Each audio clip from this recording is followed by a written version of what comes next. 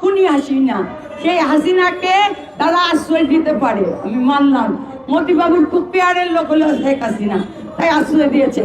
সেই শেখ হাসিনার অতি অনতি বিলম্বে আমরা ফাঁসি চাই। কেন ফাঁসি চাই? আমাদের এবারের আন্দোলনে 24 সালের আন্দোলনে শিশু খুন হয়েছে।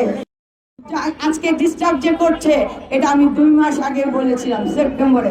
আপনাদের অনেকের মনে করার কথা, আমি বলেছিলাম যে ভারতে পালিয়ে গিয়েছে শেখ হাসিনা, সেখানে বসে মৌচাকে ঢিল মারছে।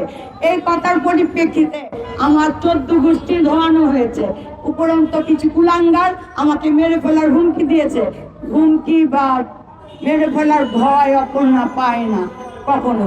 রাজপথে ছিলাম, রাজপথেই থাকবো। আপনারা দেখেছেন। আমি যে কথা বলবো, চিন্ময় দাস তিনি সাধু, তাকে সম্মান জানাই, কিন্তু তিনিও আমাকে বলেছিলেন যে আপনি হিন্দুদের বিরুদ্ধে বলেন।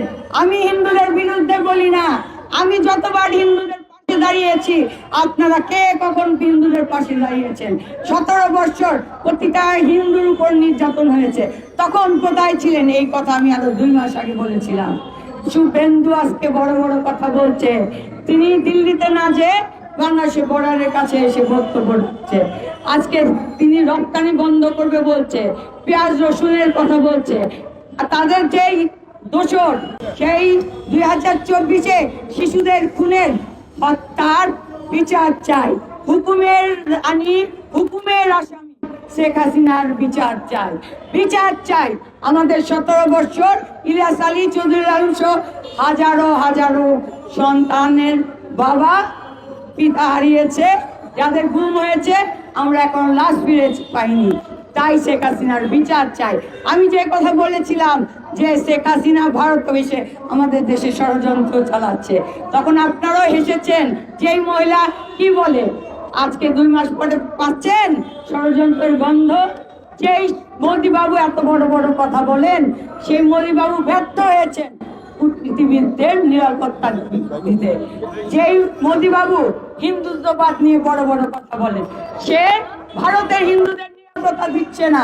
আপনি আর দেখেন, তথাগত রায়ের বক্তব্য শুনেন, মোদিবাবু শুভেন্দুরা কি করছে, তারা তাদের ভারতটাকেই লুটে পুটে খাচ্ছে।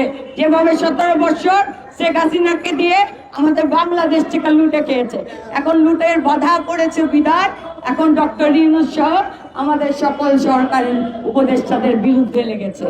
আমাদের সরকারি উপদেষ্টার কাজ কি ছিল? অন্তর্বর্তী সরকারের কাজ, তারা প্রশাসনকে সংস্কার করে অন্তর্বর্তীকালীন একটি সরকারের মাধ্যমে সুষ্ঠু নির্বাচন নেবে, যেখানে আমাদের গণতন্ত্র ফিরে পাবো, যেখানে আমাদের ভোটের অধিকার ফিরে পাবো, যেখানে আমাদের ভাতের অধিকার ফিরে পাবো।